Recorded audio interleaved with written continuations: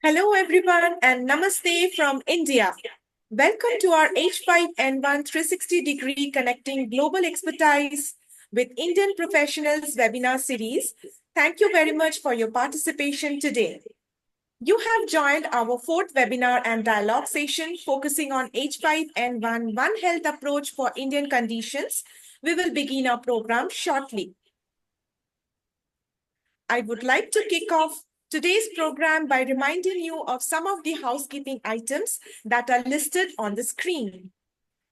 First of all, please turn off your microphone during the session and only unmute when required to speak.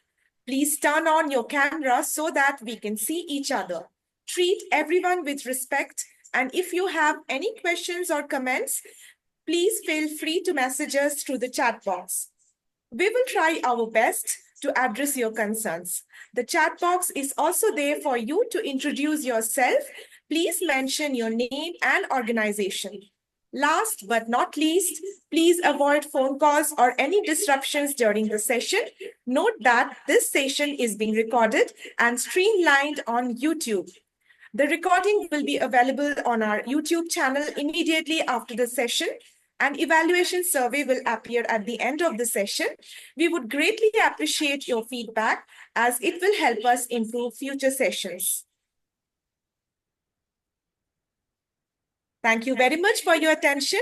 And once again, I welcome you all to the fourth webinar of the webinar series organized by Center for Scientific Research and Development, People's University, Bhopal, India, in collaboration with HSC International, USA. Let me briefly introduce myself. I'm Dr. Momita Majumdar, Associate Professor at CSRD People's University. It is a great honor for me to serve as the MC for this webinar. If anyone has any issue with audio or video, please use the chat box and we will do our best to help you. To start the session, I would like to invite Honorable Vice Chancellor of People's University, Professor Dr. Harish Rao, to deliver his welcoming and opening remarks. Sir, please proceed. Thank you, Dr. Momita. Good evening from India and a very warm welcome to all of you joining us from across the world. It gives me great pleasure to welcome you to the fourth webinar and dialogue session under the H5N1 360-degree webinar series, jointly organized by the Center for Scientific Research and Development, a constituent unit of People's University and our international partner, HSC International, USA. This session is focused on a topic of urgent relevance and global importance, One Health approach for Indian conditions. At a time when diseases like H5N1 continue to pose multifaceted threats, the One Health approach offers a comprehensive framework bringing together human, animal, and environmental health sectors for a united response. We are truly honored to host this important discussion, and I would like to extend my heartfelt thanks to our distinguished speakers and panelists for sharing their time, expertise, and insight with us today. So we have Professor Suresh V. Tripuri from the University of Pittsburgh, USA, who will be guiding us on global One Health strategies and how they can be adapted to local context. Dr. Prabhakar Maurya brings valuable perspectives on integrating human and animal health systems in India. And a warm welcome to our esteemed speakers and panelists, Dr. Laura S. Khan, co-founder of the One Health Initiative, Washington, D.C. I also wish to acknowledge Professor Subhash J Bhore, head of our Center for Scientific Research and Development, for his leadership in conceptualizing and moderating this series. The essence of the One Health concept is collaboration, and today's event exemplifies that spirit.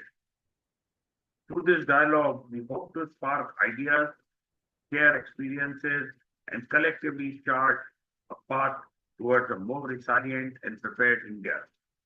I am told that so far we have 762 registered participants from 15 countries, namely India, Bangladesh, Ethiopia, Indonesia, Malaysia, Nigeria, Pakistan, Philippines, South Korea, Thailand, Nepal, Italy, Uganda, United Kingdom, and the USA.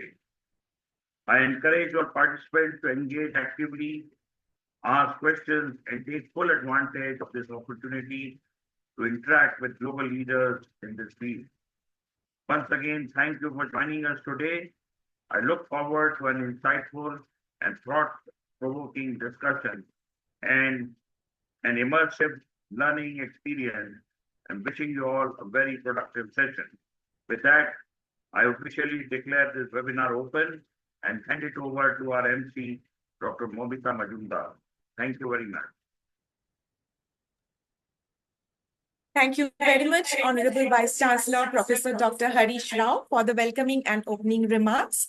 Ladies and gentlemen, this webinar will be moderated by Professor Dr. Subhash Bhore, and it is my privilege to introduce him briefly. Professor Bhore is an educator, researcher, and biological risk management professional with 25 years of progressive working experience, including more than 16 years in the academic setting and over 8 years in the biotechnology industry as an International Federation Biosafety Association's certified professional. He has implemented many biorisk management related programs in Southeast Asian countries. He also served as a subject matter expert and consultant to international development organizations, including Civilian Research and Development Foundation USA and Health Security Partners USA, dedicated to building local capacity to improve biosecurity, biosafety, sustainability, and global health security. With this brief introduction, I now invite Professor Bhore to introduce the speakers and panel members and commence the session. Sir, please proceed. Thank you very much, Dr. Momita. Hello and welcome to everyone. I'm Dr. Subhash J Bhore, Professor and Head of the Center for Scientific Research and Development at People's University in Bhopal, India. I will be moderating this session. It's a great honor to do that. Before we begin, I want to briefly address that our previous session on vaccine strategy and distribution experienced some technical difficulties due to cybersecurity concerns. We have taken additional measures to ensure today's meeting remains secure and productive, including enhanced verification protocols and monitoring. We appreciate your understanding and patience. Today, we are honored to present the fourth webinar and dialogue session in our H5N1 360-degree webinar series titled H5N1 One Health Approach for Indian Conditions. Let me introduce our distinguished speakers and panelists. Ladies and gentlemen, our first speaker, Dr. Prabhakar Maurya, is a member and social media coordinator for the One Health Social Science Working Group at the One Health Commission in India. He holds degrees in veterinary science and pharmacology, was awarded the Ratindranath Ghosh Gold Medal, and has extensive experience in policy formulation at the interface of sustainable development and public health. He will address integrating human and animal health in India. Our second speaker, Dr. Suresh V. Kuchipudi, is a professor and chair of infectious diseases and microbiology at the University of Pittsburgh, USA. His groundbreaking research on SARS coronavirus 2 spillover to white-tailed deer earned him a recognition as a research innovator of the year in 2022. Professor Kuchipudi brings experience in zoonotic diseases and diagnostic innovations and will speak on global One Health strategies and their adaptation. For our panel discussion, we will be joined by Dr. Laura H. Khan, physician, policy researcher, and co-founder of the One Health initiative. Dr. Khan developed an innovative One Health matrix for policy implementation and has applied One Health approach to UN Sustainable Development Goals. She is the author of 3 books, including her recent One Health and the Politics of COVID-19, and has received numerous prestigious awards for her pioneering work in One Health work. Following the presentations, we will engage in a panel discussion focused on developing robust surveillance system and cross-sectoral collaboration, followed by a moderated Q&A session. Now, it's my pleasure to welcome our first speaker, Dr. Prabhakar Maurya. Dr. Prabhakar, over to you. Hello, everyone. I hope I'm audible. And first of all, I would like to thank Dr. Bhore and the other team for organizing this webinar series and inviting me to be one of the expert members to deliver this talk. So everyone has been introduced, so let us just start with the presentation. I will share my screen for the same.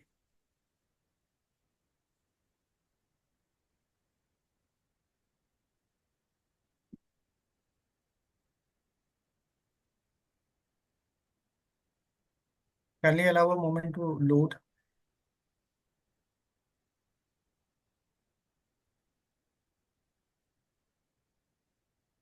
Can somebody confirm if the screen is visible? Yes, we can see screen, Dr. Prabhakar. Okay, so in today's webinar, my part is that I will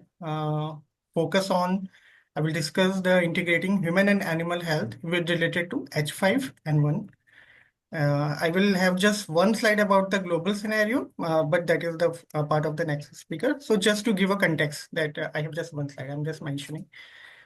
So you need to open the file, Dr. Prabhakar. Your file is not open. I can, on my screen it is open. Let me try again. Yeah, please share your PowerPoint presentation.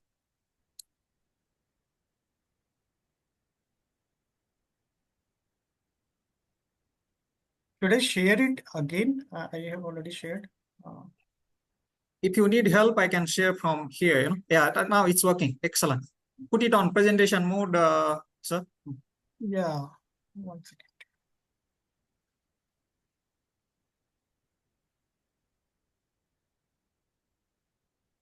Is my screen moving? Can the different slides can be seen? I think something is wrong. I have screen Shall I sharing. share from here, sir? Yeah, that will work. That will work. Okay.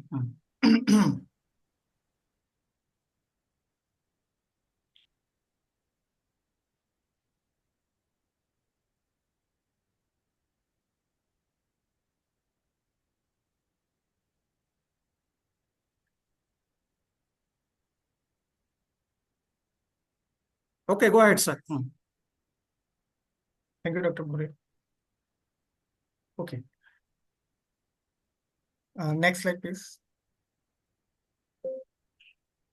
Okay, so just to have a little context about H5N1, what it is.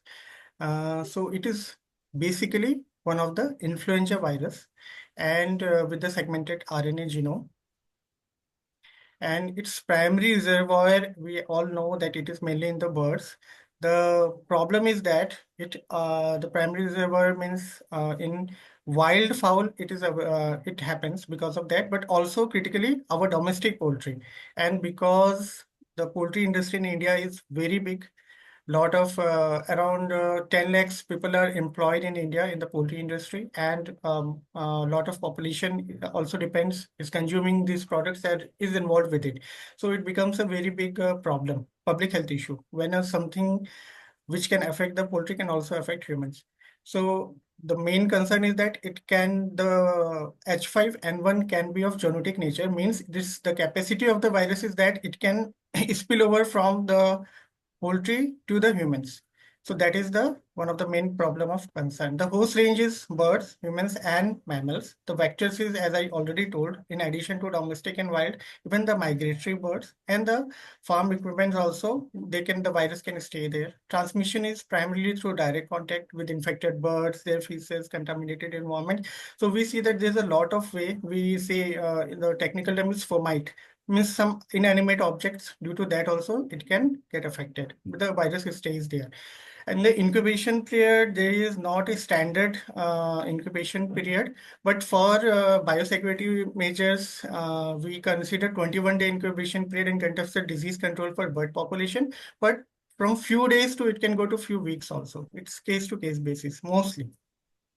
Next slide, please. So this is one slide about the global context.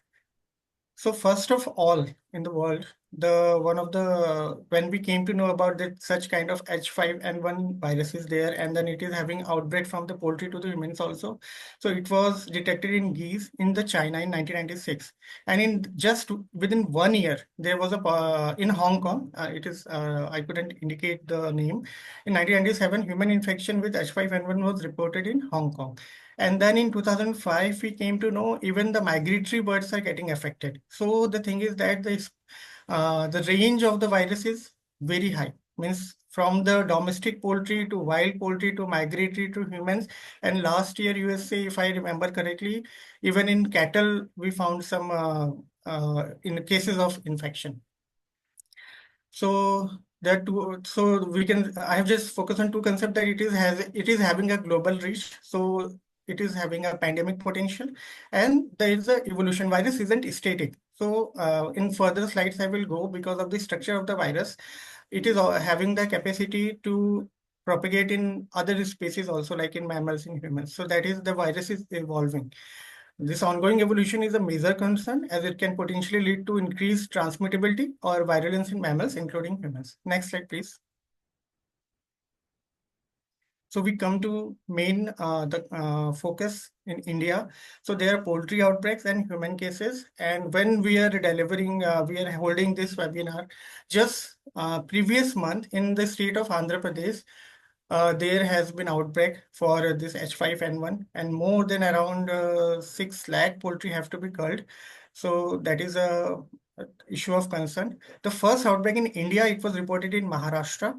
And then in 2011 in West Bengal, human infection was reported for the first of time. And after that, various outbreaks have been reported. And mostly the states which are more, you can say, having the industry where poultry is used, either produced or people are consuming, like mainly West Bengal, Andhra Pradesh, the incidence is like frequent or high, you can say, compared to the rest of the Indian states. The key risk factors for this is that high density poultry farming, migratory bird to Central Asian flyway. So in the Central Asian flyway, almost you can say 180 species of migratory birds cross that particular Central Asian flyway, which India is also a route of it. So that is a concern that we do not have exact data or even surveillance methodology to assess that how many kind of different species of birds can be affected and have been affected till now. And habitat encroachment, we are due to growing industrialization and development, many of the natural habitats for these birds and these things. Recently, even in the news in Maharashtra, some kind of projects, developmental projects. So people are removing these things. So in some way, due to this rapid rate of development, we are also opening up the Pandora's box for this kind of spillover viral infections. Next slide, please. So this is Mongbay. It is a very good environmental, you can say, reporting initiative. So this is just a figure to show, to have an idea. In 2021, these are the potential avian influenza virus cases in India. So you can see the range of the poultry, the birds, and means also the geographical distribution. So this is just for that, to have an idea. This is for the 2021. So we don't have as latest data as of now, but this is like 2 years back. Please next slide. Okay. So now the problem stays that something, one virus infection, which can happen in birds, you can say animals, and also can happen in humans. So the thing is that in India, they are dedicated in the ministries for human welfare, Ministry of Family and Human Welfare, and also Ministry of Agriculture and Farmers Welfare, and also many a set of laboratories like ICMR, CSIR, then some national institutes like National Center for Disease Control and all that. The thing is that everyone, and they are very expert manpower in India who are highly trained. So still this kind of outbreaks are gradually happening. And so the question comes, why do we need One Health approach? Why cannot it be like an individual, some state can take an initiative, one particular institute can take an initiative, or just one ministry can take an initiative? So I want to discuss that what is the science behind that why do we need one approach, and what are the policy, you can say policy bottlenecks that we need a One Health approach for H5N1.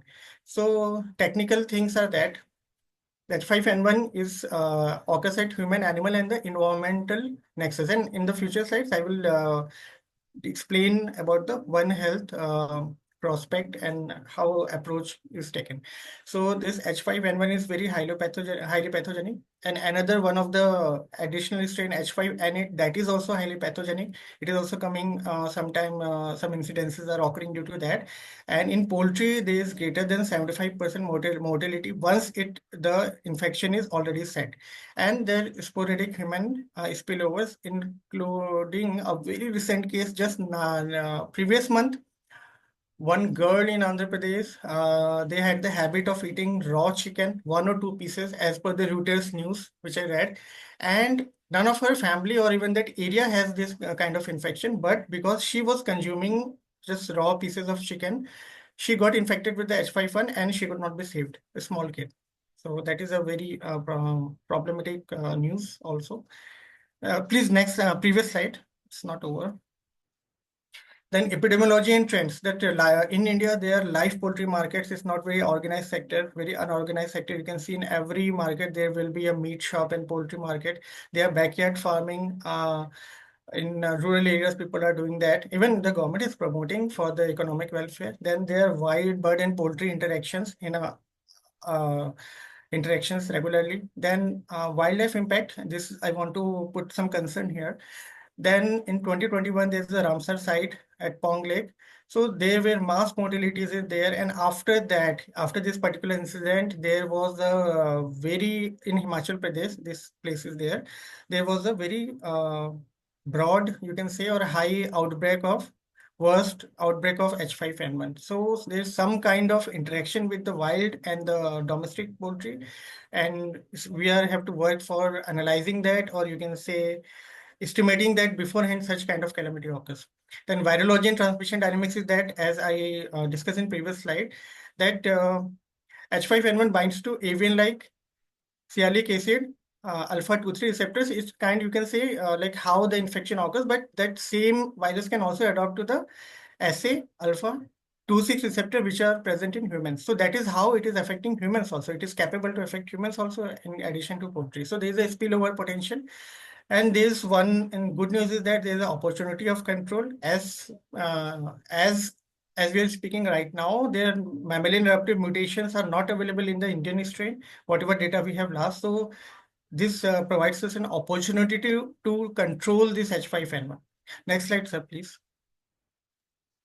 And then what are the policy related challenges? So one of the challenges that there are like huge economic repercussions, as already told. Indian poultry industry is huge. India is the country with the highest population. Even if some percentage of population is what we can say is poultry consumer, even the small percentage makes up a huge figure. And these outbreaks can be very unsettling economically also. And there's the only option once the disease is there is to mass culling. So that's why the economic impact is very, very huge. Then when any country is having any kind of such kind of outbreaks which are having spillover effect and zoonotic potential, so there are travel restrictions, there are some economic restrictions, diplomatic restrictions. So the effective governance itself is affected. Then India's preparedness strategy, that after the 2006 outbreak, which was the very major outbreak for the first time in India. So after that only, India is regularly trying to establish a policy. And at present, National One Health Mission is also there. We will come about it. It's the most recent strategy to policy initiative for the control of this. And it is actually based on this One Health approach from the name itself. They are trying to integrate all the departments, all the ministries, all the major institutes and stakeholders who are involved in this control and this thing. Okay, please next slide, sir. So I will want to share that what is One Health approach and why is it relevant for H5N1. One Health, in simply, it means that we do not see that some human related issues, animal health and environmental health in a separate manner, but we try to have an integrated and holistic approach where there's a crossing an intersectoral approach between these three domains. And because these kind of infections, these kind of situations where the virus can affect humans as well as animals as well, and then there's kind of this migratory birds are involved, environmental climate changes there. So that's why we need this kind of approach. So some lines I would want to say about that, that cornerstone of effectively addressing threats like H5N1 lies in the One Health approach. This isn't just a buzzword, it is a fundamental shift in how we think about health. It recognizes the interconnectedness between human health, animal health, and the health of our shared environment. Sir, next slide, please. What is One Health approach and why it is relevant to H5N1? For India, this particular One Health approach isn't just a good idea, it's a necessity, particularly for infections like H5N1, even like COVID. So our large and diverse livestock population create a significant reservoir for animal disease.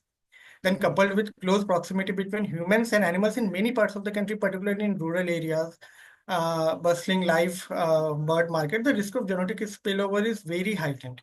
So to integrate the system of surveillance, wherein we can go for, we can develop early detection strategies and coordinated responses across animal as well as human health, and also controlling of the assessment of the environmental factors. We will struggle to effectively contain and prevent future H5N1 outbreaks. So based on this, if such an approach, One Health approach is there, so that's why we can prepare ourselves to be in a better suited position to control H5N1 and its future outbreaks and prevent the outbreaks as well.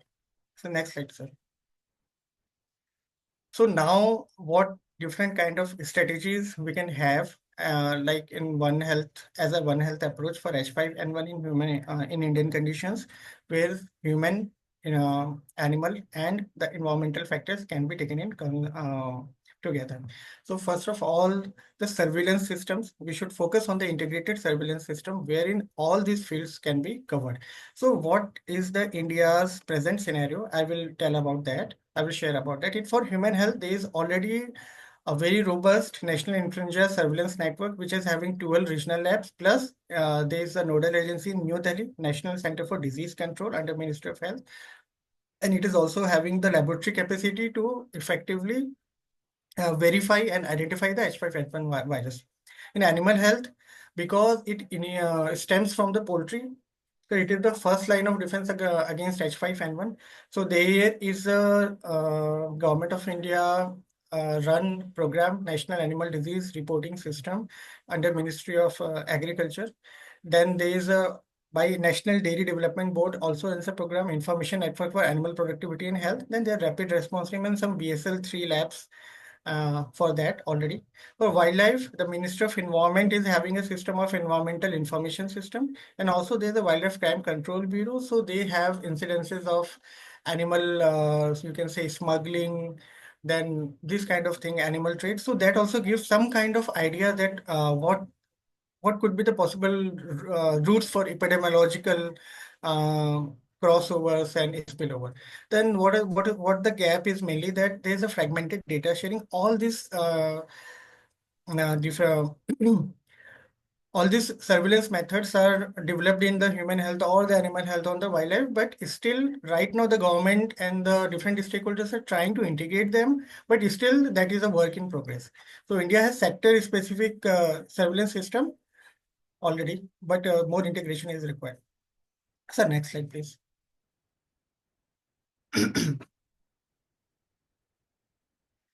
Then coordinated diagnostic and laboratory networks. So already, as I told, that there are some BSL-3 lab, BSL-2 labs, but still what things can be done. So what are the recommendations? What we are already doing and what are the gaps? I'll focus in that way. Recommendation is that a tripartite report by FAO, OIE and WHO. OIE is World Organization for Animal Health. They recommends the establishing a shared surveillance platforms, and India is yet to fully operationalize this for zoonotic influenza like H5N1. The work in progress is that National One Health Mission 2023. It is already bringing lot many stakeholders together from the different domains of human health, animal health, and the environmental health. Proposes a National One Health Laboratory Network, but implementation is just beginning because it is very new. It may take some time. In future, we may see a robust network of this laboratory network. And in 2020, ICMR and the ICR, Indian Council of Agriculture Research, they have initiated intersectoral coordination for zoonotic disease surveillance. But till now, the figures say that only 30% of the states have formal protocols for such interlab data sharing. So much work has to be done there also. The gaps are there. The cross-training of laboratory personnel is minimum. According to ICMR General, only 1 in 5 lab reported joint One Health workshops or trainings in the 2022. And NISAD, which is a National Institute of High Security Animal Disease, a very established and prestigious laboratory in Bhopal. It is a central lab for avian influenza surveillance with linkage to state veterinary lab, but human integration is very less even now. India has 60 plus BSL labs and 15 plus BSL-3 labs. So more labs need to be developed because India is a geographically very big country and the highest population we are having. So the next slide is real-time information sharing and communication. So one of the cornerstone of all these things is that we can have surveillance system, we can have a coordinated laboratory networks, but until and unless the data sharing and the communication, the real-time transfer of the data between all these three domains, human health, animal health, and the environmental health, including the normal public and the ministries. So we cannot see some progress. So that is a very important area of communication in the time of this social media also. Recommendation is that, sir, 1 second, just last slide. The Lancet One India reports recommends a shared digital dashboard accessible to health, animal, and wildlife sector. The work in progress I want to share about it that the risk communication strategies need enhancement. Only 10 out of the 36 state union territories comparatively have One Health communication protocols, and 30% of the India has functional zoonotic coordination committee. Okay, sir, please next slide. Next is that when we are trying to solve a problem head on, such as H5N1, for that reason, even other zoonotic diseases, joint preparedness and response planning is very much required, where all the different stakeholders from different domains, they can come together. They can understand about the importance of this data sharing, surveillance network, and we can have inputs from the technical experts from the different fields, so that we can have a very complete holistic approach and nothing is left out. So One Health Emergency Response Framework includes H5N1 specific protocols for human and animal health sector by WHO. And the work in progress is that very recently, Ministry of Health and Family Welfare has established a national action plan for avian and pandemic influenza. It has been revised to include this intersectoral coordination, but implementation varies. So it is mostly they are directing their efforts towards the One Health approach. And India, okay. Okay, next. The gap that I want to say that right now at district level, at our very grassroots level, the staff is less, and you can say the trained staff availability is still less. So we need to work on that so that our staff, ground level staff, is more prepared to handle this kind of situations, not only clinically but in a communication also and other ways also. So next slide, please. Sorry. So what we can do in the human sector and the animal health sector for this H5N1 control is that some of the recommendation is that we can upgrade the district veterinary labs to BSL 2 level at least with the standard diagnostic protocol for genetic pathogen like H5N1. That is the minimum requirement for this virus, BSL 2 labs. And only 1 in 10 district labs has currently those kind of biosecurity standards. So obviously we need to work on that to increase the biosecurity standards of the existing laboratory, existing network of the labs. Then establishing of a veterinary public health cater.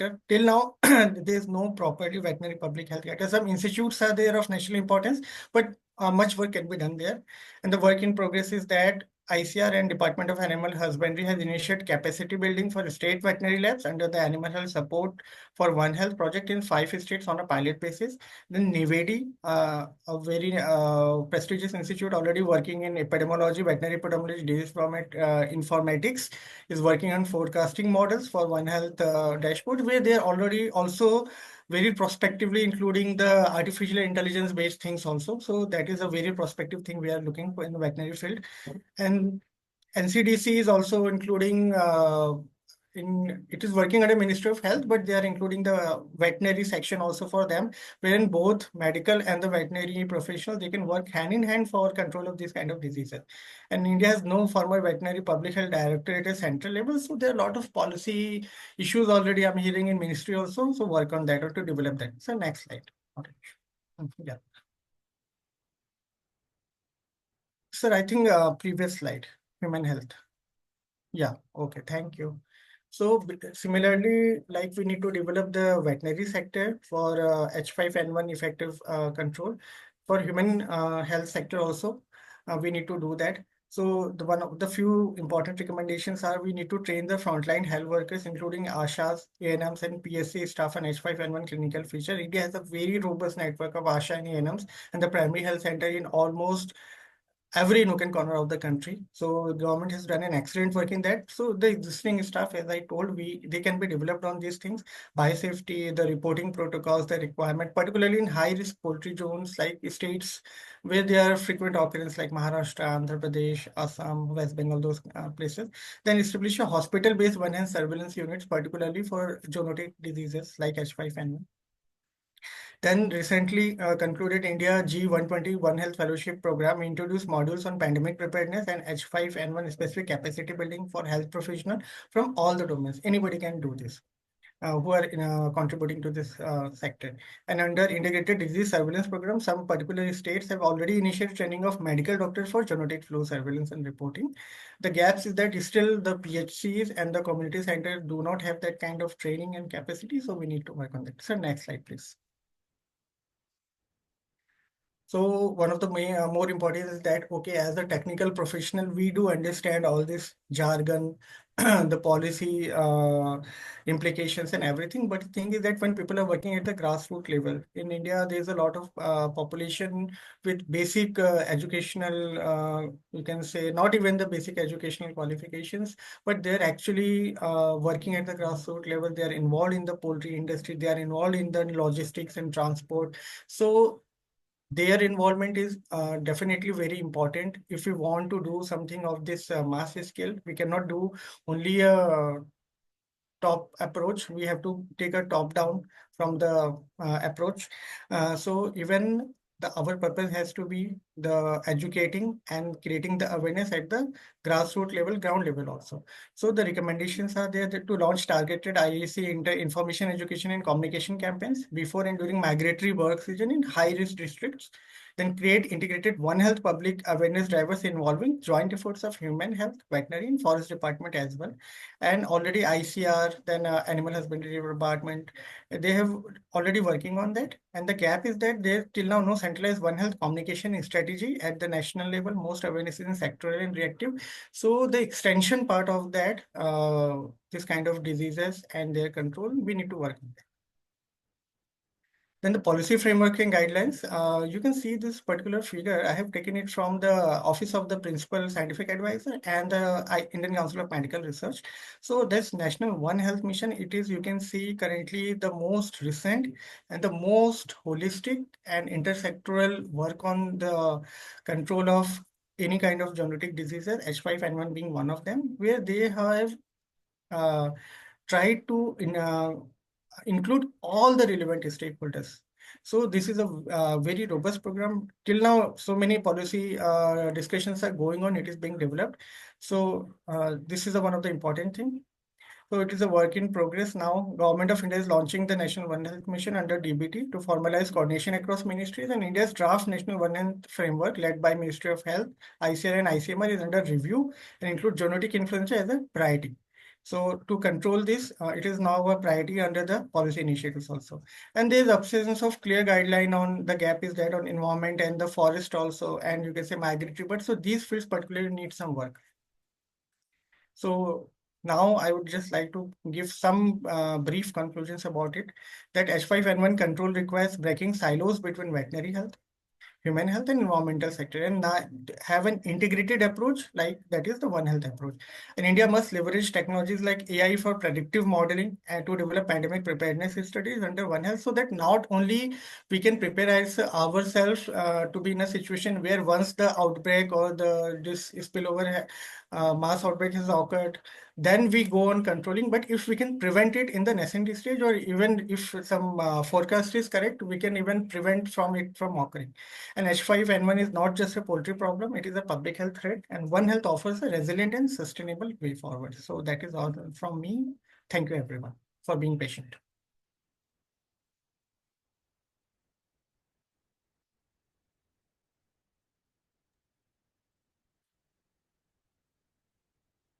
Thank you. Thank you very much, Dr. Prabhakar, for the comprehensive overview of the ground realities and opportunities in India's One Health landscape. Okay, ladies and gentlemen, our next speaker is Dr. Suresh Kuchipudi, an internationally renowned scientist and professor at the University of Pittsburgh. He will be presenting on global One Health strategies and their adaptation. Professor Kuchipudi, over to you. Thank you, Dr. Bhore. First of all, I would like to thank the organizers, Dr. Bhore and the People's University, for the invitation. And Dr. Prabhakar, who spoke earlier, did a fantastic job to outline the approach of One Health and some of the challenges in Indian context. So what I'll try to do is give a bit more background in terms of defining the problem, so we can better understand the nature and the challenge that we are facing in the context of H5N1 avian influenza virus, and also explain some of the ongoing One Health initiatives within the US addressing this problem that might help generate some ideas about how those opportunities can be applied in the context of India. Hope you can see my slides. Yes, we can see. Yeah. Great, thank you. So I just want to set the stage by mentioning or reminding ourselves about this pandemic in 1918 caused by an influenza virus. It is also often referred as Spanish flu. According to conservative estimates, this pandemic is believed to have killed over 50 million people across the world. And this is also often referred as the mother of all pandemics. And subsequently, several other influenza pandemics have happened.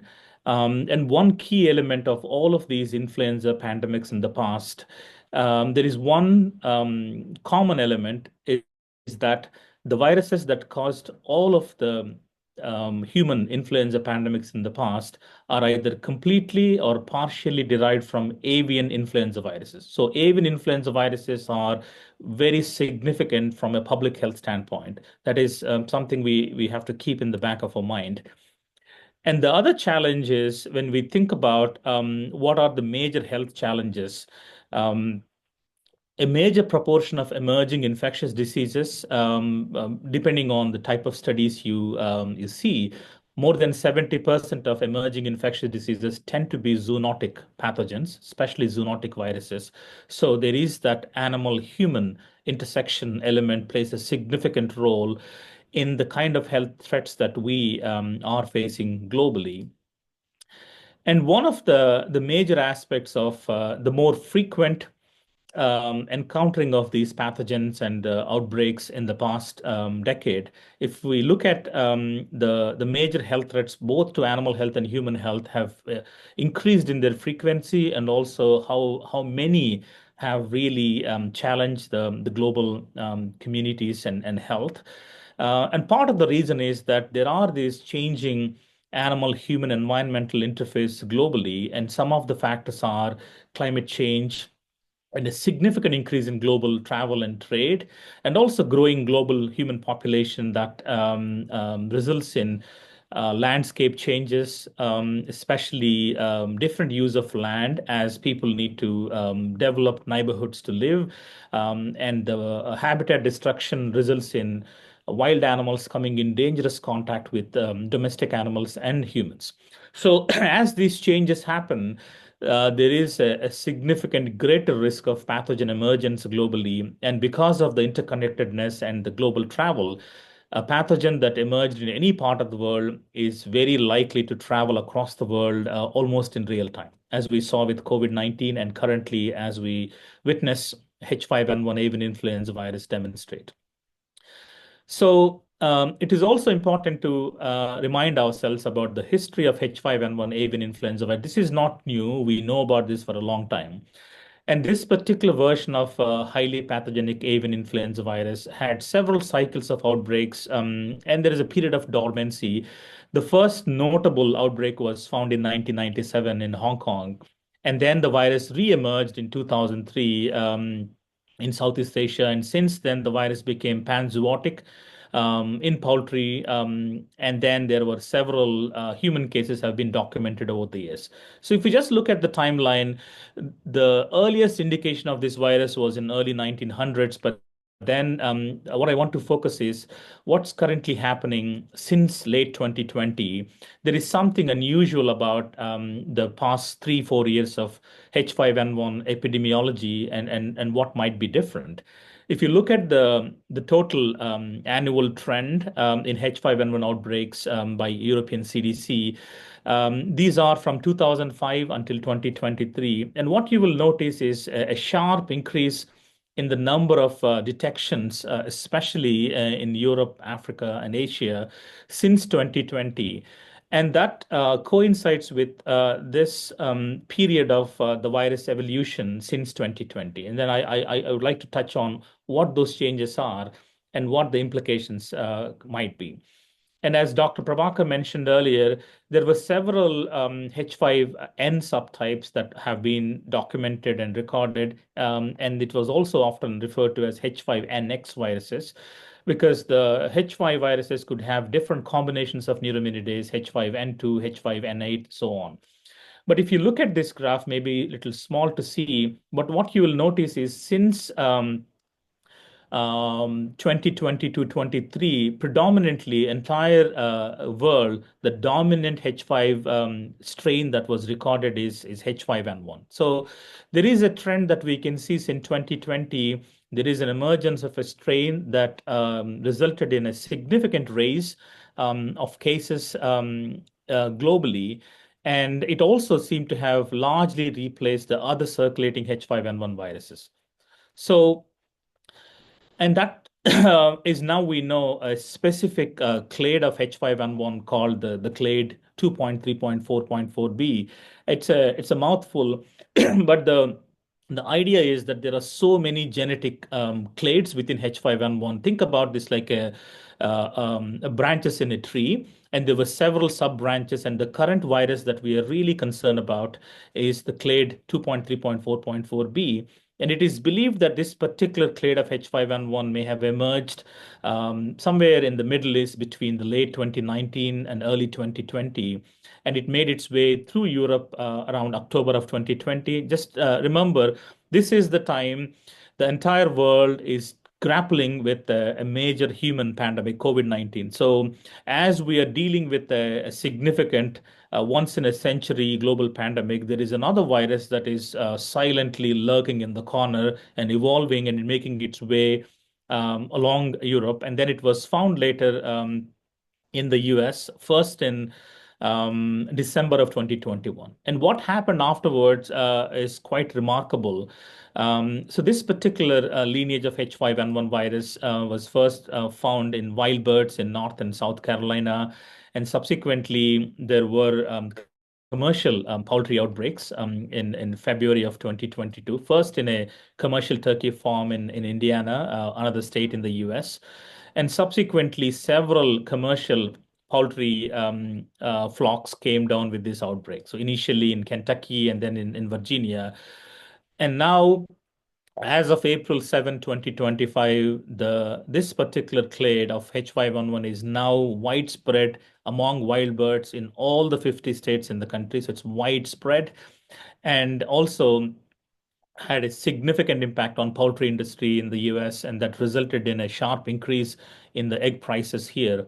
And as you can see from this map from the US Department of Agriculture, the virus is now, this is a cumulative outbreak count. As you can see, the outbreaks are everywhere in poultry, which is what we expect. But what is really remarkable with this particular clade is that the number of wild and domestic mammals that we don't normally expect to be infected by H5N1 has significantly increased. And this map by the USDA again shows the number of different mammalian species and the locations where they're found. So now we have a novel clade of H5N1 virus that just was first found in 2022 in the US, and by 2025, the virus is across the country, affecting significantly domestic poultry, but also showing this very unique trends of infecting a wide range of domestic and wild mammals. And that story doesn't stop there yet. And then subsequently, what happened was that there are different genotypes within this clade, and it based on the studies, a particular genotype called B319 of this virus has reassorted with another genotype called the minor 51. So reassortment in influenza is simply two viruses infecting a host and mixing their genetic material, resulting in a brand new variant. And that resulted in an emergence of another genotype called B313. And it is believed that this virus, through an unknown host, ended up causing outbreaks in dairy cattle. Again, I just want to emphasize how unusual this is.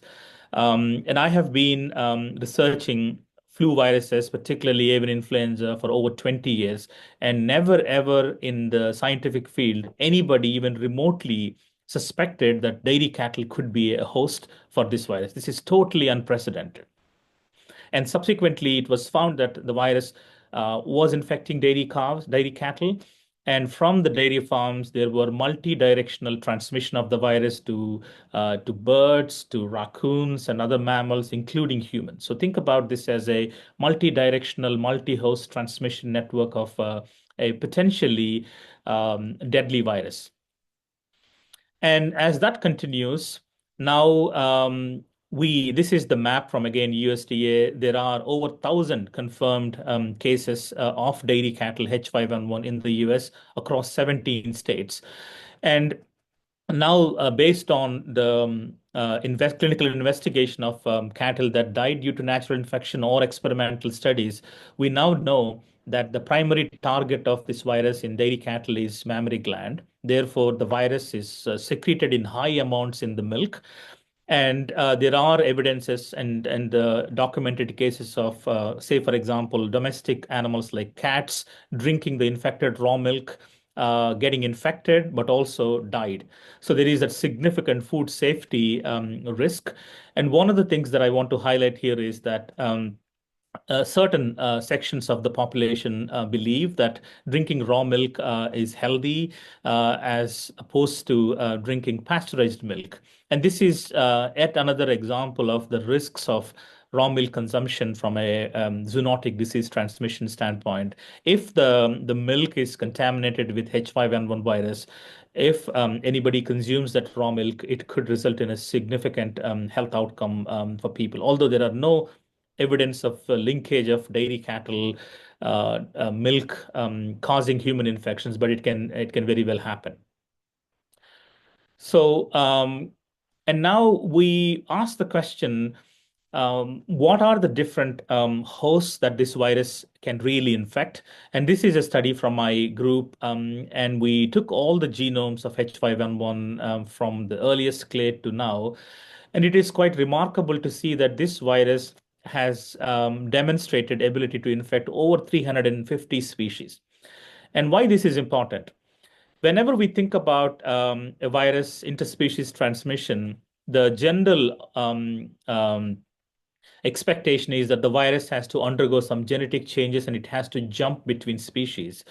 And that is not the case with this virus. So we call this type of viruses as more generalist viruses. So without any genetic change within the virus in its current form can simultaneously infect birds, mammals, and humans. And that's the significant threat. So therefore, the risk of transmission is not a high bar for the virus to cross. And it is a very real possibility that the virus can seamlessly move between species. And that provides a very unique challenge of how do we encounter or address a problem that is not only caused by a multi-host RNA virus, and as the virus navigates among these hosts, the virus is likely to change genetically. And the question is, how do we track those changes and how do we monitor?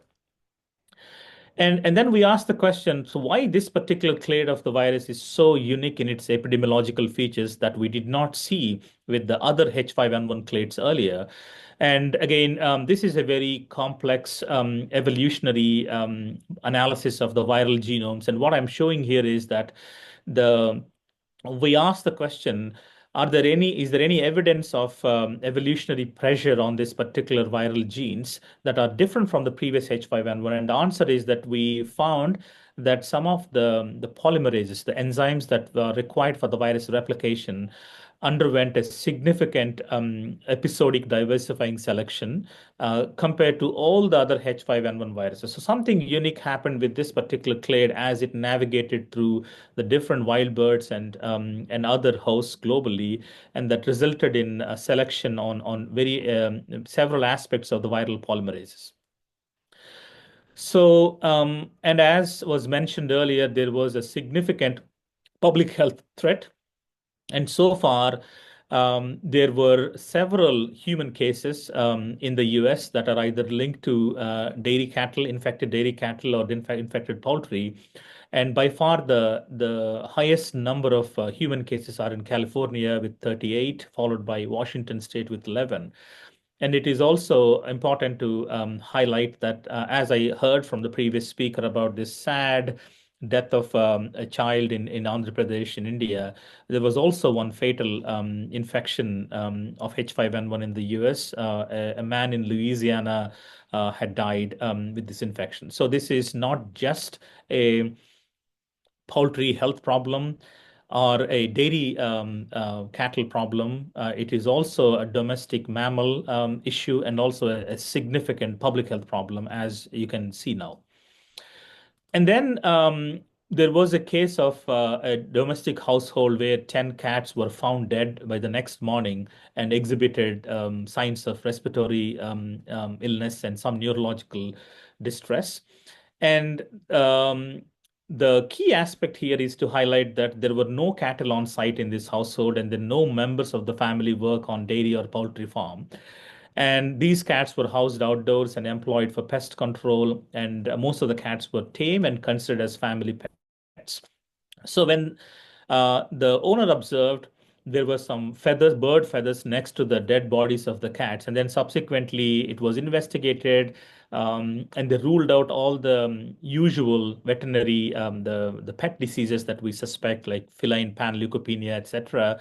And finally, it was confirmed that it is H5N1 and also caused by this clade 2.3.4.4b. Then they approached us to further investigate, and what we found is by sequencing the virus from these cats, we found there are some unique mutations within the hemagglutinin, neuraminidase, and polymerase acidic protein that might indicate that the virus may be potentially adapting to cats. So what are the implications? So if the virus adapts to a mammalian host, think about this as the virus is making one step closer to becoming a potentially human transmissible virus. So these are some of the trends that we are very concerned about, and we need to be watching whether these things are happening. And as Dr. Prabhakar mentioned, there are two types of receptors the virus uses, and it is believed that a host that co-expresses both alpha-2/6 and alpha-2/3 receptors can, in theory, be co-infected by two different influenza viruses and therefore facilitate the mixing of those viruses. As I showed you, with the emergence of B313 genotype, there was reassortment happened. And we investigated and basically found that cats do express both alpha-2/3 and alpha-2/6 across their body, as you can see from this lectin histochemistry confocal microscopy images. And what it implies is that as the number of cats getting infected with H5N1, cats also can be infected by human flu virus, seasonal flu viruses. And there is a possibility that these hosts could, in theory, act as mixing vessels to mix these viruses. So that is another risk. And as these studies were going on, it is also important to engage with the media so that the risk of such disease is widely communicated to the public. So when we published this study, New York Times wrote an article, and that's followed by several national news outlets in the US covered. That I believe has helped bring awareness among veterinarians and people with pets that about the risks of H5N1 to cats and then the public health implications of it.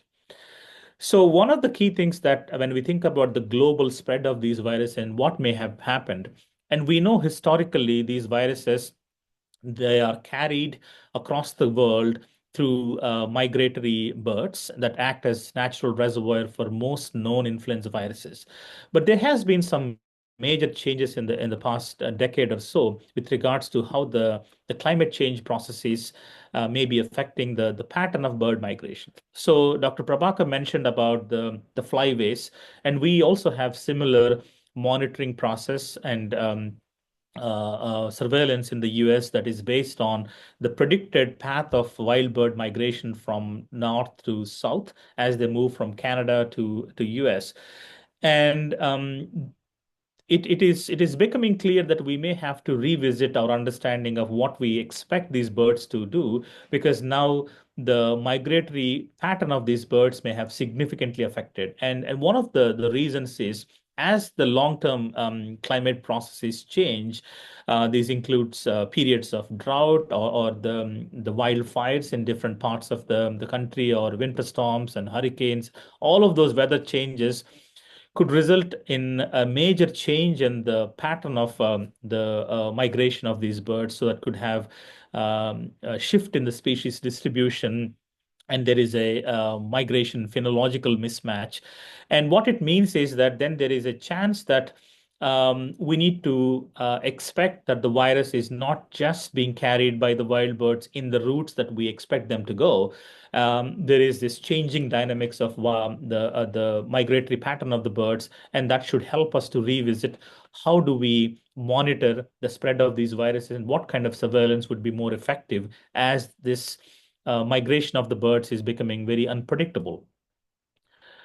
So now, with that context, what I try to hopefully impress upon you is that now this is not just yet another bird flu H5N1 problem. We are facing a very different and perhaps unprecedented risk of a new clade of H5N1 that has demonstrated very unique epidemiological features. Therefore, we really have to crank up our efforts to surveil and also prepare for a potential public health and also the animal health risk as it poses.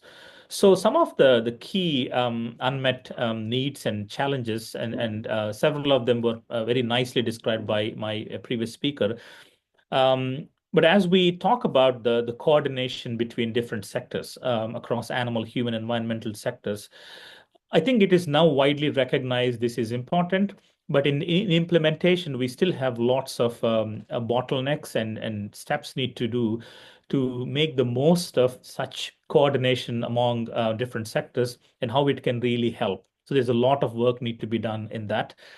And then one of the key challenges is how do we communicate the risk to the public?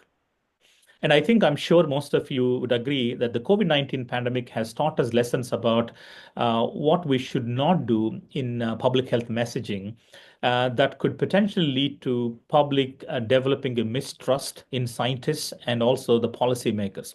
It is really important to recognize that when a brand new virus emerges, such as COVID-19 or the H5N1, there are lots of unknowns that we don't initially know.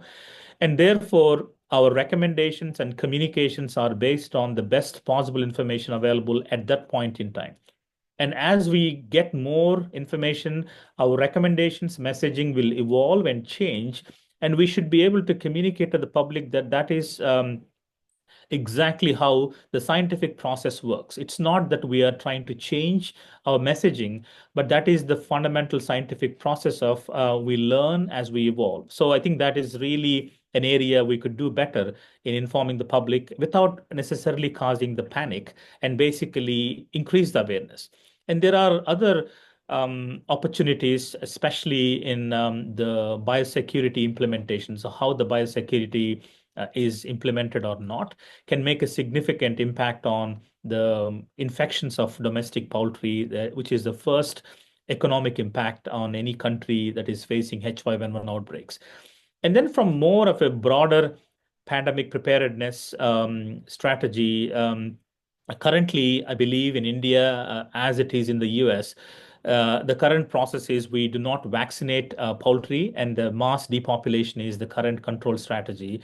And the question is it sustainable long term? As the outbreaks happen, can we really afford to continue to cull all the birds? And what are the economic impacts of that? And then there are other countries that have implemented vaccination as a strategy, but there are implications of vaccinating poultry for H5N1. So it's another area to really dig deep and decide what the best strategy can be. And countries should also be thinking about stockpiling essential antiviral drugs. So we do not want to develop interventions after a pandemic happens. You want to really be prepared. So there are currently limited antiviral stockpiles, and there is a need for global surveillance, and there are critical gaps in how we are currently surveilling across the world. So now, Dr. Prabhakar mentioned about One Health again, so I don't want to repeat what he already said. What I would highlight is that the concept of One Health is really the recognition that human health is inextricably connected to the health of environment and animals. And everything that we do is to really recognize that interconnectedness. And therefore, when we prepare for emerging infectious diseases, as I mentioned earlier, majority of them are zoonotic.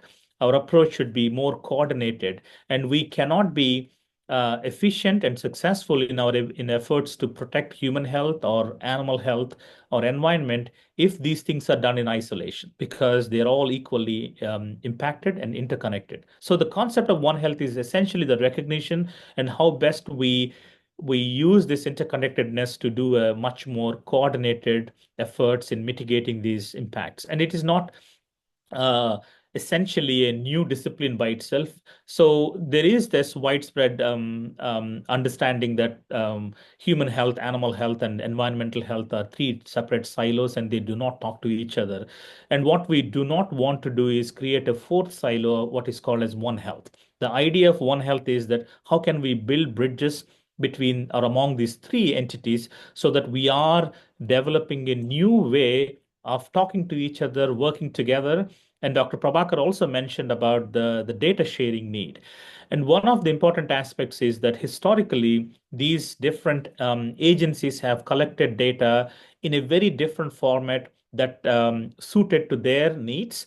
And the interoperability of data is also, say, for example, if they're collected in very different ways, how can, even if somebody is willing to share the data with us, how can you make sense of the data, because they're not really transferable? So there are opportunities there to develop new ways of collecting data, or the data that can be used across the sectors. And what is currently happening in the US is recognizing that this particular H5N1 bird flu poses a major health threat to poultry. Therefore, there is the food security problem, and it has significant economic impact on the country. And then we also have a problem in dairy cattle. So therefore, there is this agricultural business continuity, but also since the milk has the virus, there is a food safety concern. And then wild birds are affected. So therefore, we now see a fairly well coordinated interagency coordination among all the different entities, as I show on this slide here, which I think is an example of how a One Health approach in action might look like. Again, this is not perfect. There is room for better coordination, but it's a great starting point for other countries to implement. So now, when we look at the global context, the quadripartite Secretariat for One Health, four agencies: FAO, World Health Organization, and the United Nations Environmental Program, and the World Animal Health Organization, have really recognized the need for all of these agencies to come together and generate some framework. And some of the opportunities globally are what are the current surveillance of avian mammalian cases among influenza and how effective they are? And are we really doing a cross-border data sharing, which really helps countries to risk assess and prepare? And then in terms of the interventions, do we have diagnostics, protective vaccines and antivirals that are readily available in case if this virus becomes a major public health challenge? So I also understand, as Dr. Prabhakar mentioned, about the National One Health Mission in India, and I found this image from their website and found it to be very impressive and also very ambitious. The idea is to do a pandemic preparedness both in humans and animals, and create a joint outbreak response, and have an integrated disease surveillance and strengthening routine prevention program. So this is a very comprehensive, well thought through, and of course, ambitious project. So I think India is at a crossroads of developing or stepping into this incredible opportunity. I'm sure there are lots of lessons to be learned along the way, but I am very inspired, and it's a very positive and welcoming step as the country looks into this nationwide coordination of all the different agencies. And I also want to mention that the National Lab Network is an excellent platform And US, it probably took decades in developing, but we have a very robust national animal health laboratory network across the country, and that is well integrated. And all the maps I showed you earlier, they were all because of the national networks and lab coordination. So you can look at the status of disease in different species in real time. And I believe that's also what the opportunity Dr. Prabhakar talked about, the dashboards. So, and maybe the ongoing initiatives and national lab network in the US could provide an example for India to emulate. And then some of the specific One Health opportunities, again, there are already mentioned before. The question is the intersectoral coordination, how best we can do it. And because of the policies and the each agency has their priorities. So this is not easy, and I've learned through my experience. But it's important to impress that this is in the best interest of all agencies. Therefore, it is not giving one agency's power of influence to another agency. This is to understand that we all remain committed to what the fundamental focus of their particular department is, whether it is animal health, wildlife, or human health. But this coordination is more towards a much more comprehensive approach. I think it is really important for the leadership and the policymakers to impress on the importance of it. And I see that may already have been happening in India, which is also very remarkable to see.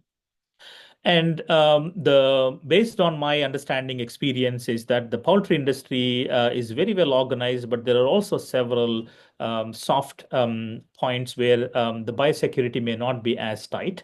So there is an opportunity to advocate and educate poultry farmers about the importance of biosecurity and provide the training and enhance the public readiness. So whether we have diagnostics, vaccine stockpiles, as I mentioned earlier, and more importantly, I cannot emphasize this enough, is that it is absolutely critical that each country and every organization invest in One Health training, research, and workforce development. And in that context, I applaud People's University and Dr. Bore for this initiative to bring awareness to people among scientists about the challenges and the opportunities. So it's a welcoming step, and there is a more work to be done. And one of the key things is unless we advocate the value of One Health, it becomes a flashy word that people use, but they can never see the value proposition. So let me just demonstrate. So this map is showing a disease that is zoonotic. The light orange curves implies the level of disease in wild animals. And when the spillover happens, the light blue curve, there is a significant disease burden in domestic animals. And then when the spillover from domestic animals to humans happens, then you have another peak of human disease. This is what is typically likely to happen, and we know has happened in the past with, say, SARS-CoV-2 or other pandemics. But if we develop systems and monitoring structures that can detect these pathogens early and have intervention, so what's the benefit? So we can significantly reduce. So from this dark green peak, we can bring the peak down to more than half. So you can save the animal health impact. So that will protect the agricultural economy, food security, etc. But most importantly, the rapid response can help us to significantly minimize the human cost of a public health challenge.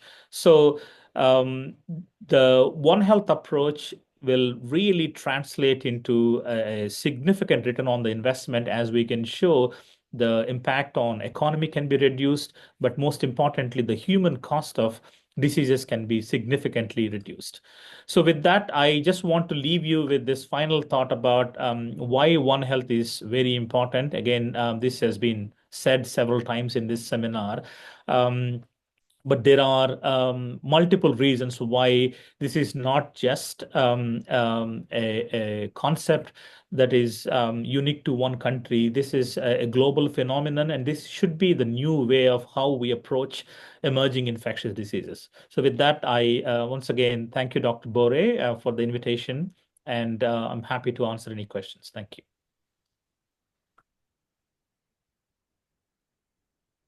Thank you very much, Professor Kuchipudi, for that insightful presentation. Your presentation on global frameworks and the need for contextual adaptation is truly valuable. Ladies and gentlemen, before we proceed with the panel discussion, I'm very excited because Dr. Laura Khan is among us, and it will be great to listen to her thoughts. So I would like to invite Dr. Laura. Please share your thoughts, Dr. Laura. Thank you very much. Good morning, good afternoon, and good evening, wherever you might happen to be. I'm truly honored to be invited to participate in this panel discussion. I did prepare a few slides, and I wanted to share them with you, if that's okay. Let me just share my screen.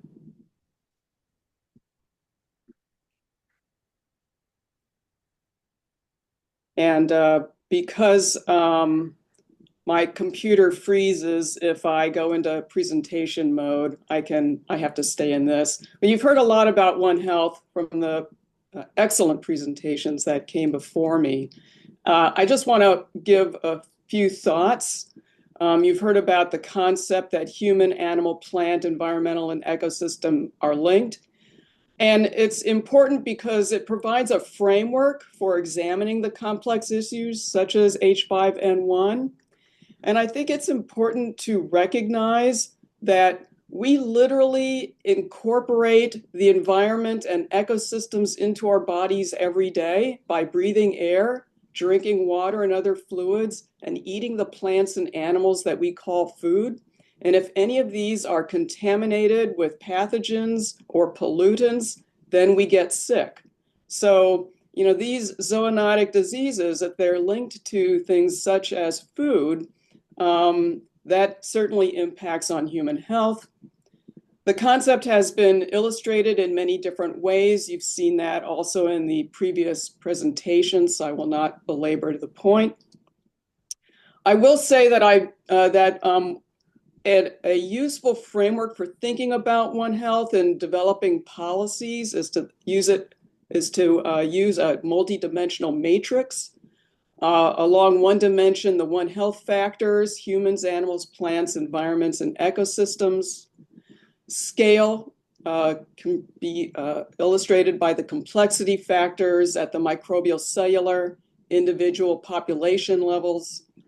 Importantly, the political, social, and economic factors that are so important in these issues that can be looked at the local, regional, national, international, and global levels. And of course, there's the issue of time that I don't have visualized: days, months, years, or decades. Now, if you take that three-dimensional framework and you collapse it down into two, you can see the intersections between them: humans, animals, plants, environments, and ecosystems at these different scales and at the political, social, and economic levels. Now, it's important to recognize that environments usually refer to the abiotic aspects of a geographic area, such as the soil, water, or air. And ecosystems refer to the biotic interactions and the microbial flora and fauna within a defined geographic area. Now, you've heard a lot in the previous presentations about challenges in surveillance and challenges in integration. If we apply this matrix to H5N1, in terms of the microbial cellular, you see the biomedical research being done to investigate the different receptors between the virus and the humans or the other animals. We have to also recognize that we need to examine it at the clinical level as well. And one area, I mean, we saw that there's surveillance, at least in humans, in the United States. Not clear how much of an occupational surveillance system there is. There's a lot of politics here in this country, a lot of distrust between the farmers and the government, and they are reluctant to allow government workers onto their farms to do surveillance, a reluctance to insist that their workers wear personal protective equipment. So these are issues, these are some of the political, social, and economic issues that are frequently not discussed when we're talking about, One Health integration. For animals, similar thing. We've heard surveillance about domestic animals, cats. These animals often share our homes. They share their microbes, their microbiomes with us. Veterinarians have a critical role to play.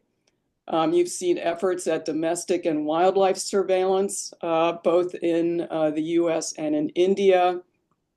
Microbial surveillance at the environmental and ecosystem level. Now, I was briefly asked by the organizers to talk a little bit about leadership during epidemics and epizootics. So just a few words about that.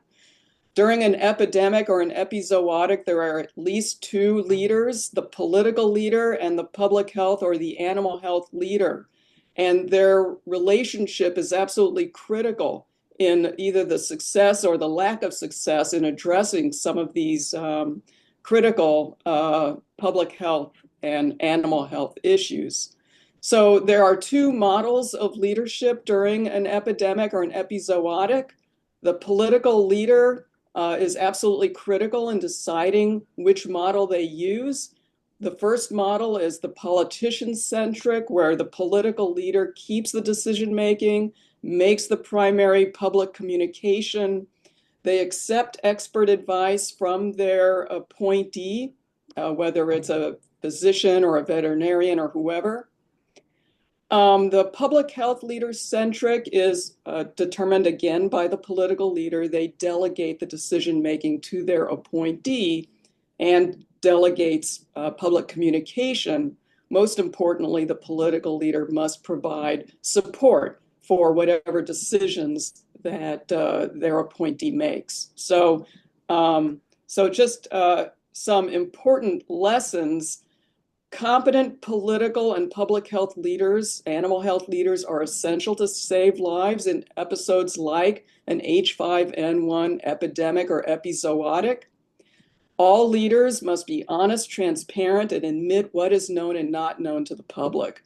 If the leader says we've got everything under control, we know what's going on, and things don't happen that way, they lose the trust of the public, and game is over. So public trust is absolutely vital for any kind of response. Again, the political leader is ultimately responsible for what happens within the jurisdiction that they are responsible for, either at the municipal level, the state level, or the national level. The buck stops with them. And that has to be recognized by everybody who's involved. Leaders who blame scapegoats for the poor outcomes fail as leaders and cause preventable deaths. So scapegoating individuals for whatever reason indicates a weakness by that political leader in failing. That is another important factor that anybody who's involved in these types of responses must be aware of.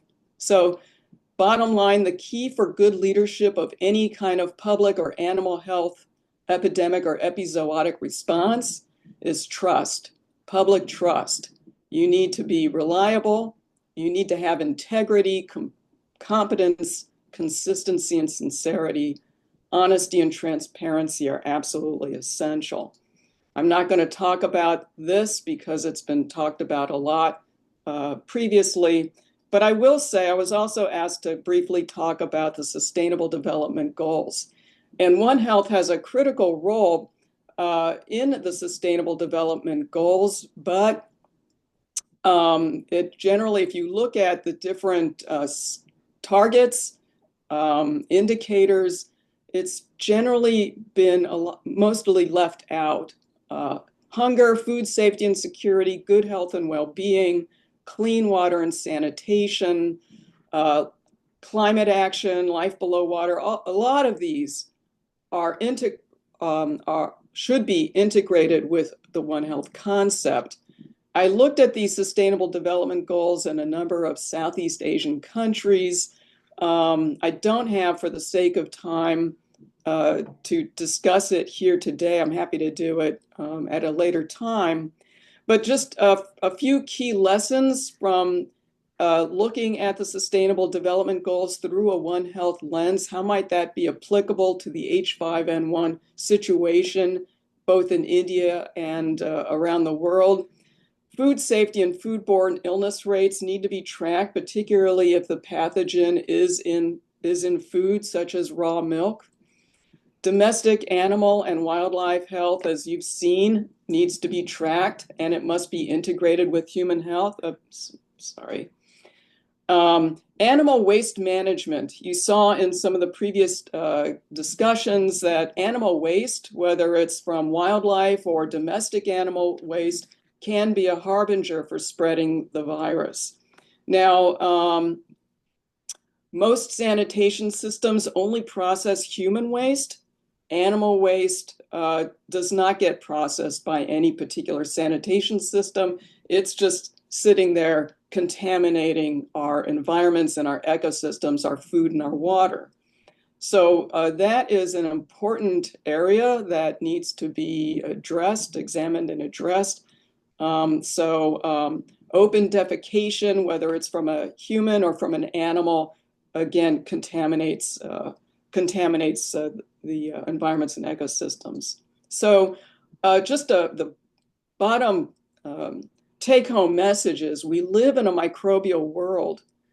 Our bodies are mostly microbial. Our environments and our ecosystems are filled with microbes. We need to learn how to live in this microbial world better to reduce disease rates and disease spread. And as was said in the previous talks, we need to integrate our efforts through humans, animals, environments, and ecosystems. And I just want to acknowledge my colleagues. And I have a website and a blog. Please visit that when you get a chance at laura.con.com. And let me just stop sharing my screen. So thank you for your attention. Stop sharing.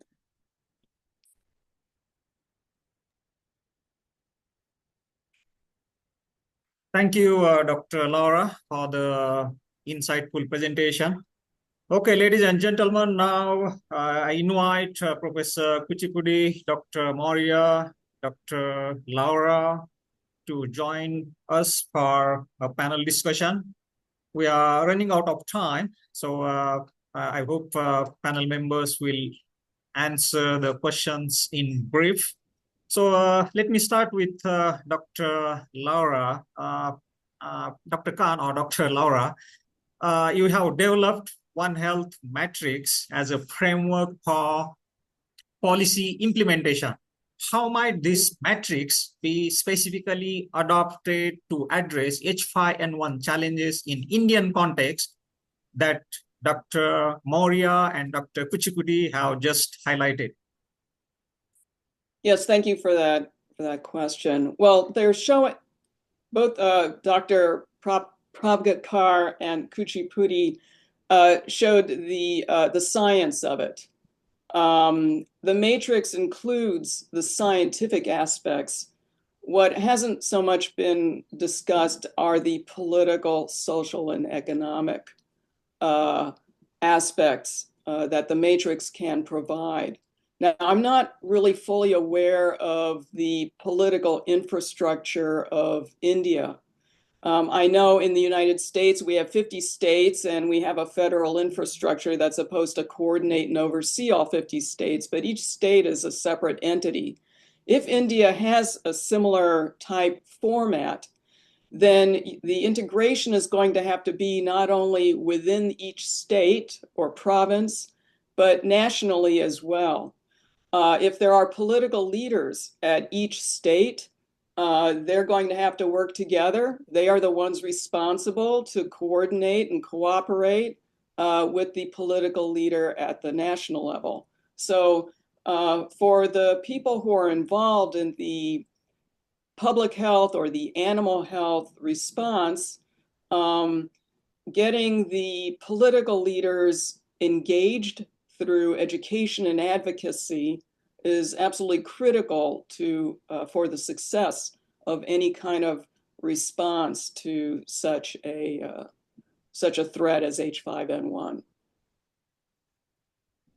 Okay, Dr. Laura, my second question is, in your book, who is in charge leadership during epidemics, bioterror attacks, and other public health crises?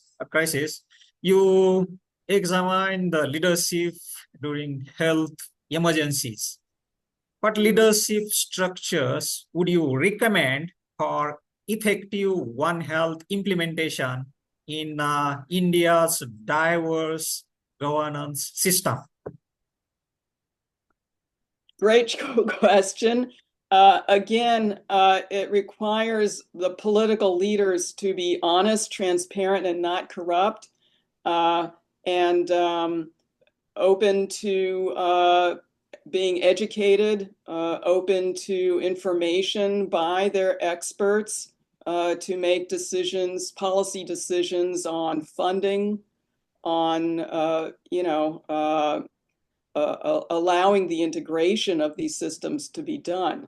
So it not only do they need to be educated on, the threat that that exists, and it's not so much just human and animal health, but they have to recognize that the food system, food security, and food safety are at risk, and the economics are at risk. Usually, the language that politicians understand is money. So if you can show that a One Health approach will save money and save lives, they will likely be more amenable to supporting it than if you just insist that, we need to do this to improve human and animal health. They have to recognize that food security and agriculture are the foundation of civilization.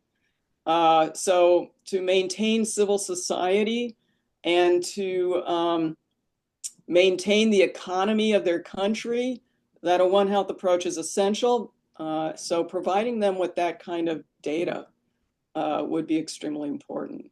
So it's not just so much tracking the science, but you also have to track the outcomes. The ultimate outcome that we desire is healthy people, healthy animals, and a healthy society. So we have to show the metrics that, that illustrate that through a One Health approach. Laura, there is one more question for you. Your recent work applying the One Health approach to United Nations Sustainable Development Goals in Southeast Asian countries is fascinating. What key lessons from that research would be most relevant for India's H5N1 preparedness efforts? Laura. Well, the Sustainable Development Goals were quite extensive, but they were very human focused. So by examining the relevant goals through a One Health lens, they were quite lacking. H5N1 illustrates what happens if you don't have integrated surveillance or integrated health across humans, domestic and wild animals. So India can certainly learn from that. I'm sure India has made great efforts to implement some of the Sustainable Development Goals. So by implementing a One Health approach into these goals would certainly help in its efforts. Thank you, Laura. Now let me turn to Dr. Maurya Prabhakaran.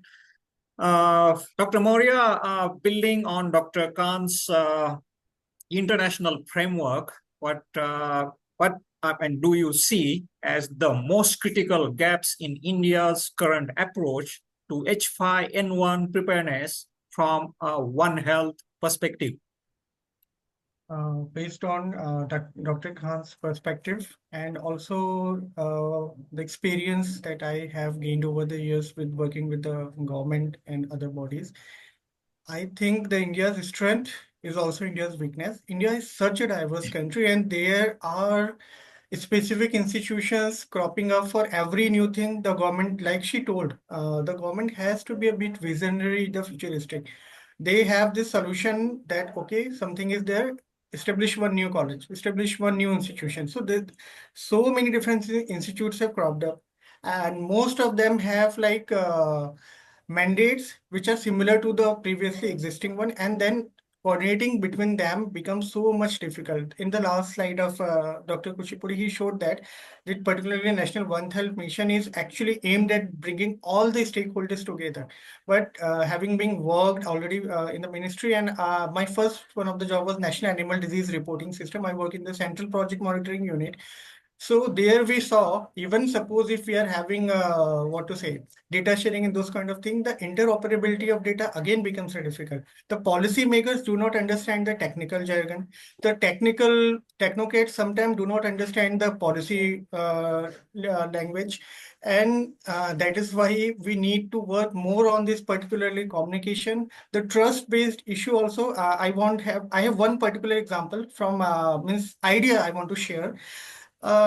When one of the previous outbreaks of this H5N1 itself, the ring vaccination earlier, it was though done, but it failed. So now the thing is that as a final measure, the mass culling of the birds was there. And because they were not intimated anything, their livelihood depends on it. Then when some of my colleagues, they went, who were in the team of the culling, people are telling them, the way you are killing our birds, we wish your children also die the same. Just imagine the kind of mental block and the situation people are facing. So what I think, because for H5N1 in particular, I can say, because poultry health is that is the first line of defense. If government or means other stakeholders combine, some kind of emergency fund is there. I'm not saying to utilize the fund on immediate basis, but ultimately if culling is there and the people should be compensated for that, right now no such mechanism exists. So at least they will have some kind of trust that their economic losses are covered even at a certain level. Because right now there's no such thing. So people are not even willing, as Dr. Khan told, they're not even willing to allow the people with personal protective equipment to enter their field, enter their farms, even their backyard farms. They're not allowing. So that is we can make in air conditioned room lot of policy recommendations, but ultimately at ground level the things are more practical, realistic, field level. So if these kind of things are there, we have to build the trust. We have to the operability of data. Just data sharing is not enough. That has to be there. And it is true. Even suppose I'm a veterinarian, some of the time medical things, some of the things I may not understand, and it goes for vice versa. So if joint response exercises, epidemiological training, so those kind of things are not there, then even if the One Health, as Dr. Kuchipudi told very nicely, we don't want it become the fourth silo. It should not become. And as Dr. Khan's framework is there, we already know about it. So that just not bringing them together, the bridge has to be built where we can easily exchange data, we can understand even the grassroots level, what are the actual challenges and what are the field level solutions which can be implemented. Thank you. Dr. Maurya, there is one more question for you. With your veterinary background and experience at the Ministry of Agriculture, how can we better integrate animal health surveillance with human health systems in India, particularly in a rural part of India? It's a very good question. Right now, I can say in this present year when we are talking, this thing, because of the widespread internet accessibility and social media also, this thing has become a bit more easier than what it was, you can say like 5 years or 10 years back. So already there are some programs and you can say things in place. instead of building something new, I think in veterinary field, there is National Animal Disease Response System already there. But what I have seen that as for now, even now, there's a data lag 7 days. Once people are entering the data, the field veterinarians are entering the data, it takes 7 days to update.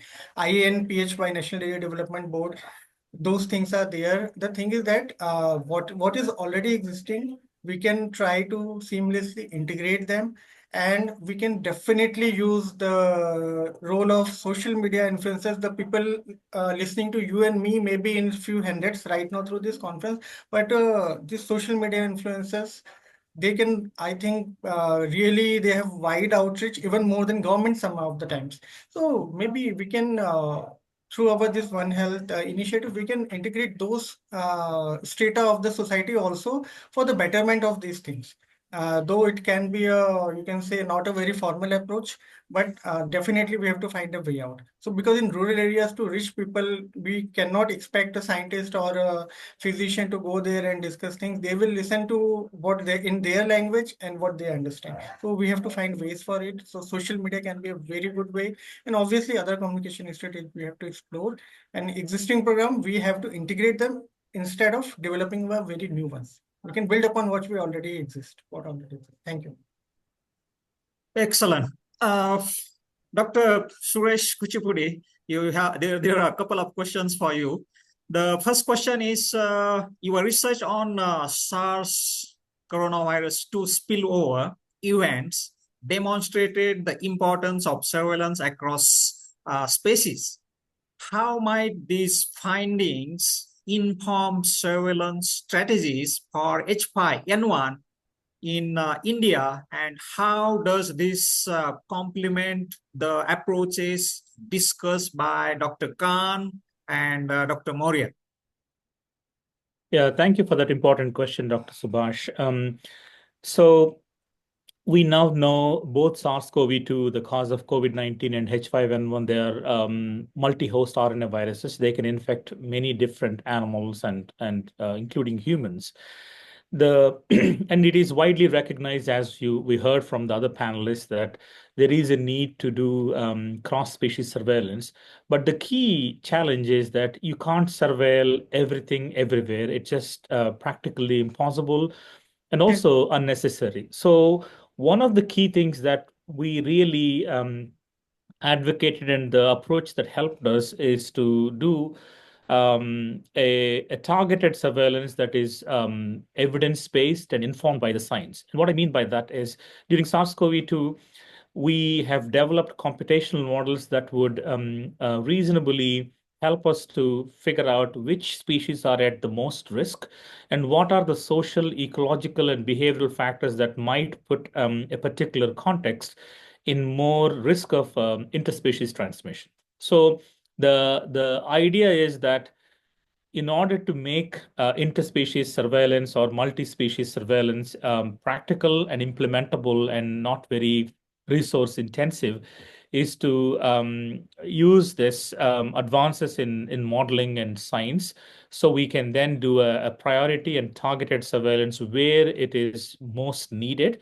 Therefore, our efforts are targeted, but also are useful in terms of providing actionable intelligence, so intervention or mitigation can be implemented.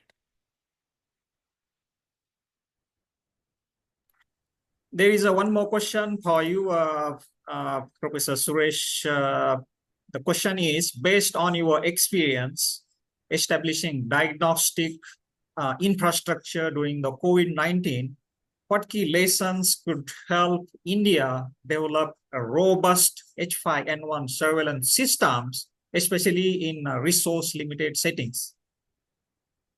Yeah, that's another great question. So what happened during COVID-19 was we did not have enough time to react. It was a brand new virus, and none of us know that something this might come.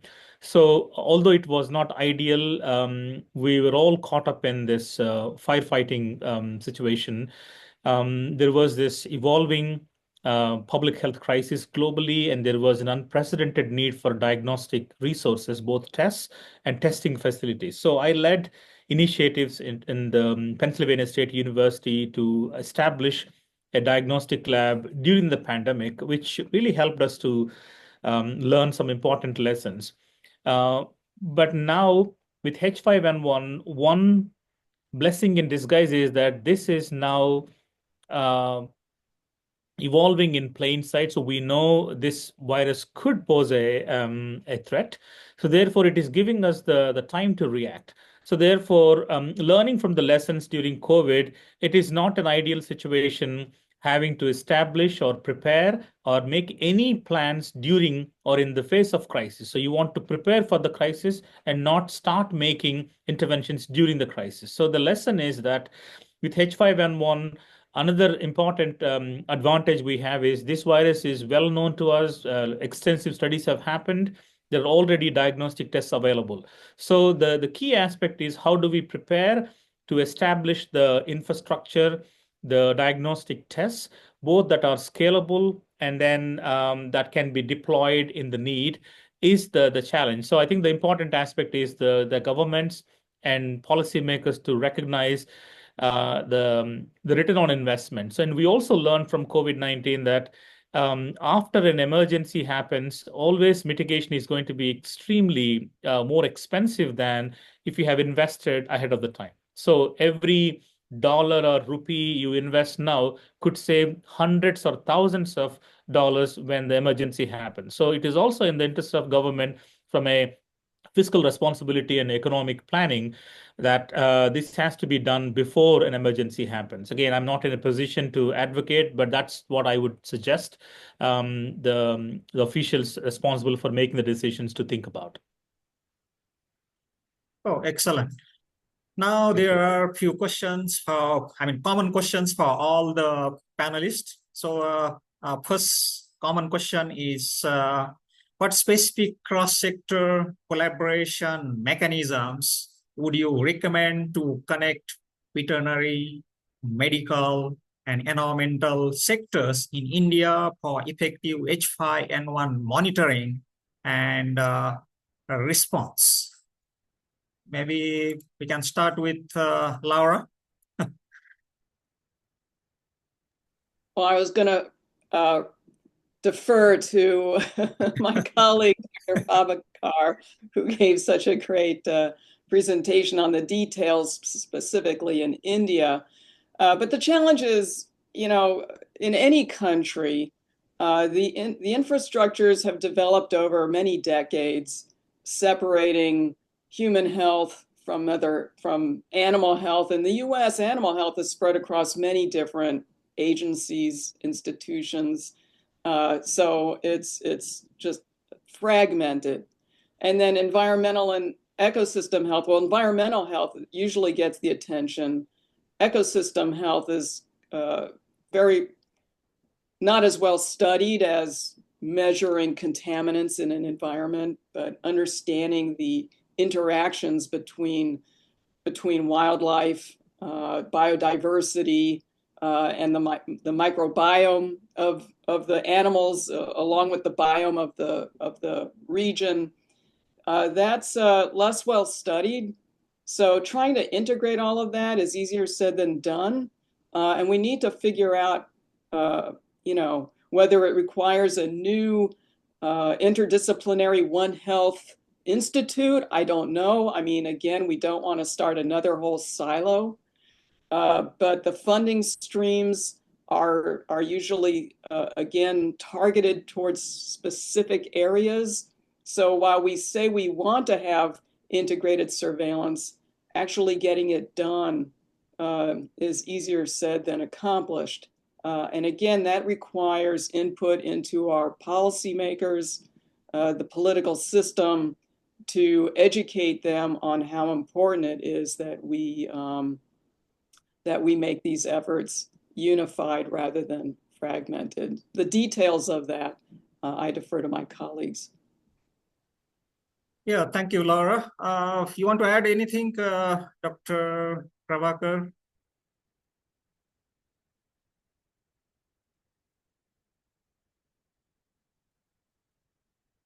Dr. Prabhakar, you want to add anything? Professor Suresh, could you please jump in and just add if you want to add anything? Yeah, please. Yeah, so for that particular national, this One Health Mission, a secretariat is already established in India, in the Nagpur in Maharashtra. So let us see how it goes. So yeah, that is only thing. Means how this everything is how they integrate, because the practicality is totally different. So we have to look forward to that. That's it. Yeah, thank you. Suresh, you want to add anything? Sure. So before we talk about integrating and coordinating, we'd have to take one step back and say, what are the current surveillance systems that are operational? And it is widely recognized, I'm sure everyone agrees, that the disease surveillance systems, if they exist in different countries, there is a huge disparity in what are the current systems. So the investments, step one, need to be made in strengthening each of those sectors. So what are again, I don't know enough to comment about the current structures in India, but my understanding is that they're not well established throughout the country. So step one, we need to invest and strengthen the animal health monitoring system and the public health epidemiology and the lab network system, and also the wildlife and ecosystem. And once we accomplish that, again, these are not sequential or mutually exclusive, but I think the most important thing is your coordination integration is as good as your existing systems. So if you do not build a foundation strong enough to hold the structure on top, the all efforts and these really nice looking images of coordination integration may not really give us any tangible output. So I would say this focus number one is ask the question. This is to the policymakers in the country, where we need the most investment now so we can strengthen our animal health, public health, and environmental health sectors, while we simultaneously talk about how do we make them to talk together and work together. Yeah, thank you very much for that answer. Ladies and gentlemen, I know we are running out of time, but another few minutes I want to take and ask some questions, because this is it's a wonderful opportunity. The common question for all the panelists: climate change impacts disease emergence and spread. How should climate considerations be factored into India's H5N1 preparedness from a One Health perspective? So, since Dr. Prabhakar is working in that area, we can start with Dr. Moria. So in this particular, I will say that the use of predictive models for the epidemiological surveillance, that can be can be a good initiative. And we have data from robust data from Indian Meteorological Department and ISRO. They can really come in handy. They are already existing institutes with good capabilities. So if we can integrate them into this our particular climate change related features, and it will really help. Yeah, that is my only input. And yeah, this migratory bird pathway, it is very difficult. Everybody focused on that, mentioned that. But if we can develop on that, this particular field is totally unexplored.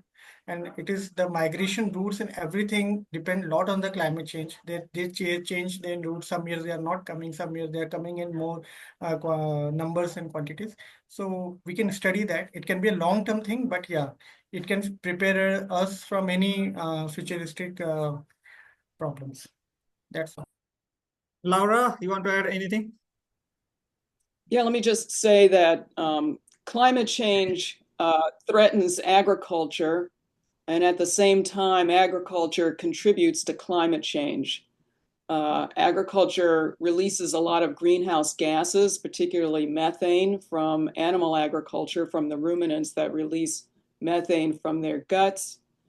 Crop agriculture releases a lot of nitrous oxides from the use of high nitrogen synthetic fertilizer.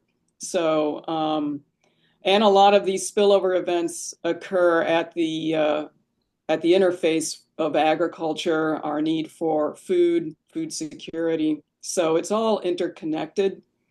So the challenge, of course, is to try to figure out how to feed ourselves sustainably without releasing more greenhouse gases and without promoting the emergence of more diseases. Now, obviously, as I said, we live in a microbial world, so trying to understand how it works and the flyways of these birds that migrate across the countries, spreading these viruses, those are important baseline information of knowing what we're dealing with, and then trying to develop policies to address it as best we can. They're defecating everywhere. Animal waste has a major role in spreading disease, so trying to figure out how to address that is easier said than done. So we've got a lot of our work cut out for us in trying to address climate change as well as disease emergence. Yeah, excellent. Suresh, you want to add anything?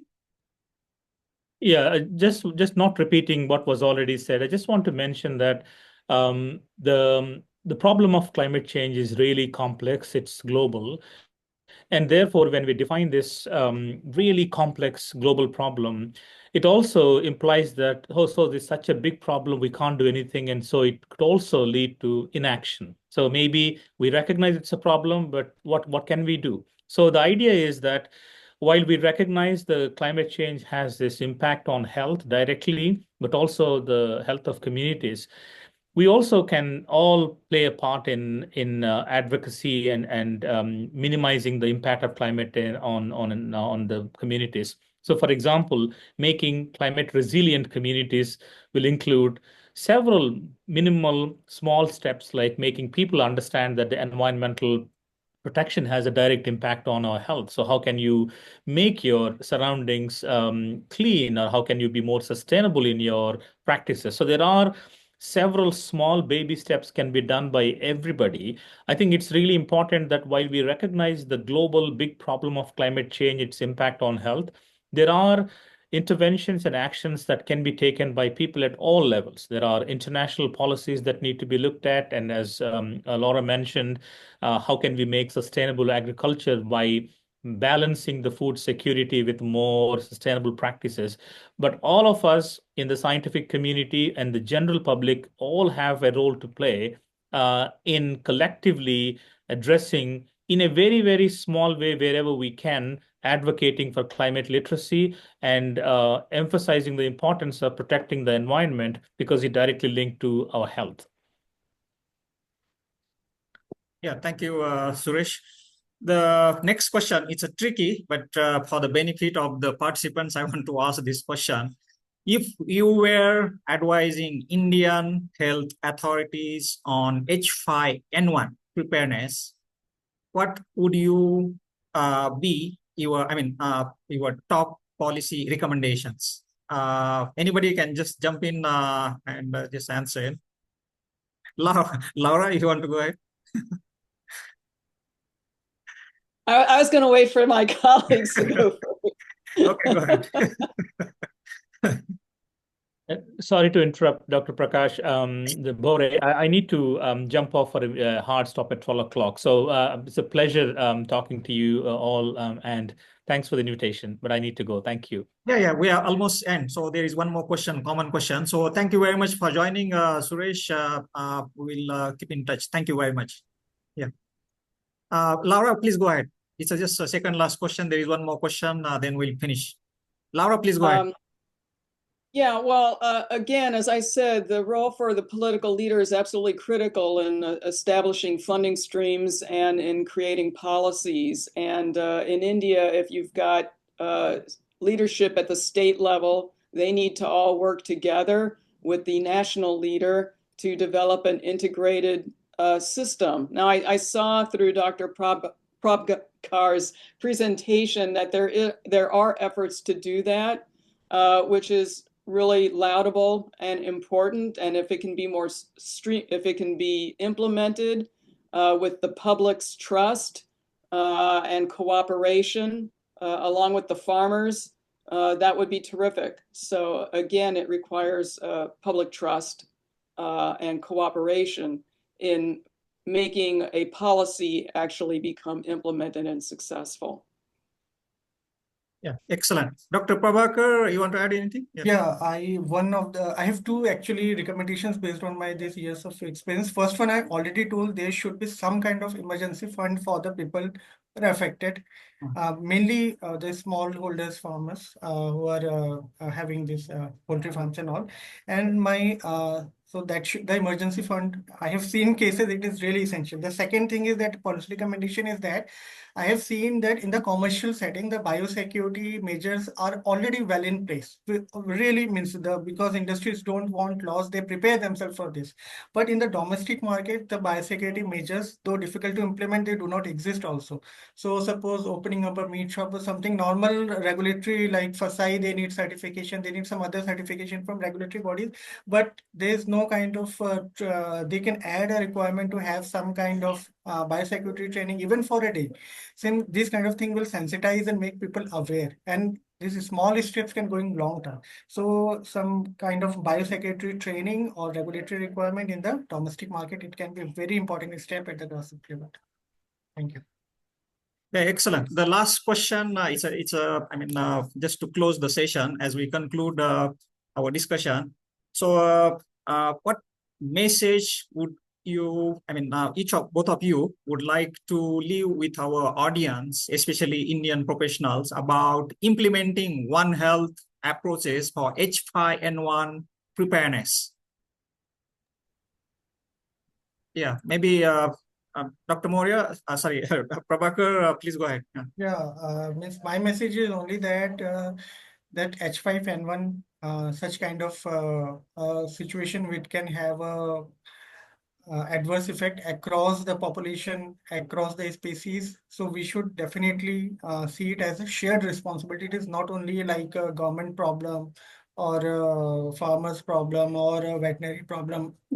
It is a shared responsibility, and as in citizens, as professionals, and even as a policy professional, we all have shared responsibility. We should do our part, at least whatever possible. If there are some policy recommendation, regulatory requirements, or hygiene requirement, Dr. Khan has repeatedly stressed about the food security issue. I'm also associated with the food safety and food security. So our basic tenet of the human being is that we need to survive, we need to eat, obviously. So we can take steps right from our kitchen to IT.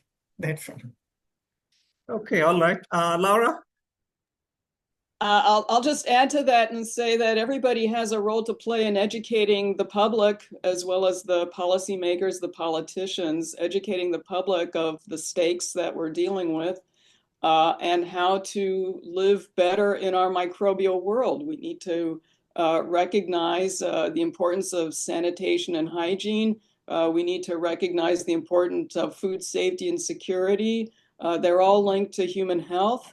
So the better that we can educate the kids, the children in school, their parents, the public in general, through interpersonal meetings, through social media, through writing newspaper articles, opinion pieces, just trying to get the word out is a very important exercise in trying to get people to understand what's going on. So, yeah, thank you very much, Laura. I wish we could have more time, but we don't. So, okay, ladies and gentlemen, as we conclude today's session, I would like to thank our speakers and expert panelists for sharing their expertise and time with us. I know we have exceeded the time, so the participants really deserve the appreciation. So thank you very much for staying behind and making this session a wonderful session. So for closing, I pass it to our MC, Dr. Momita, over to you. Thank you very much, Professor Bhore, for moderating this session.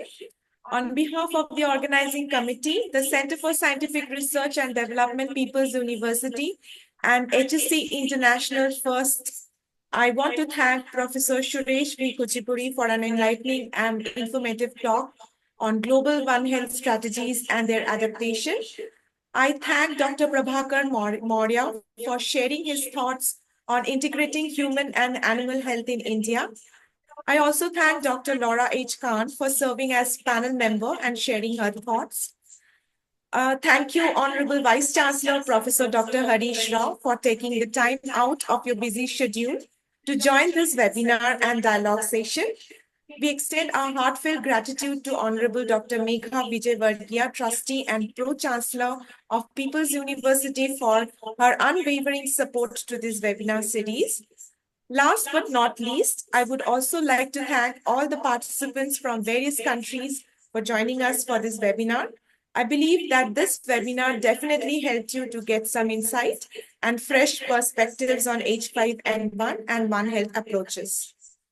Okay, ladies and gentlemen, it was a great session today. Before ending this session, we would like to hear feedback from all participants by scanning the QR code on the screen or go to the link shown below. The link is also posted in the chat box. We promise the evaluation survey will not take you more than 2 minutes. Your feedback will be greatly appreciated. You can either scan the QR code or go to the link shown below. The link is also posted in the chat box.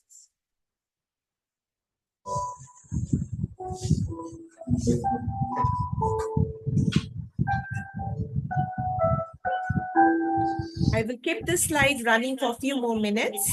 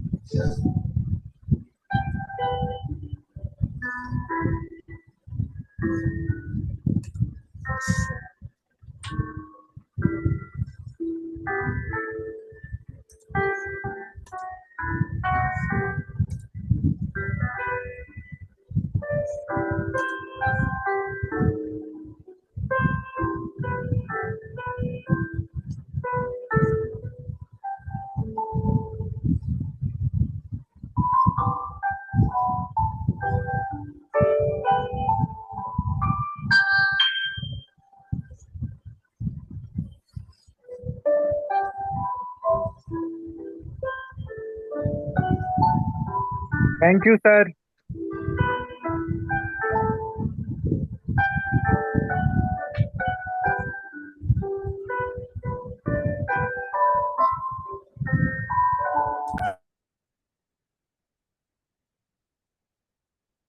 I hope that everyone has given their feedback.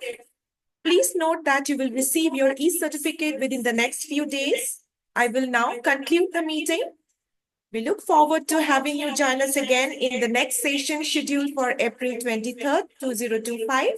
Thank you again, everyone, and we wish you good health. Once again, thank you. Namaste. All the participants, I just want to add note, there were many questions, those were posted by the participants.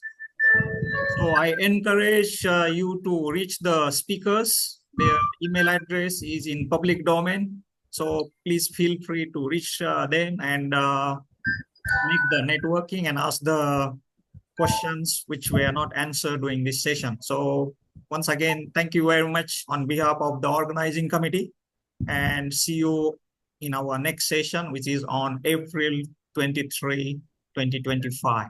Thank you. Thank you. Goodbye. Thank you, everyone.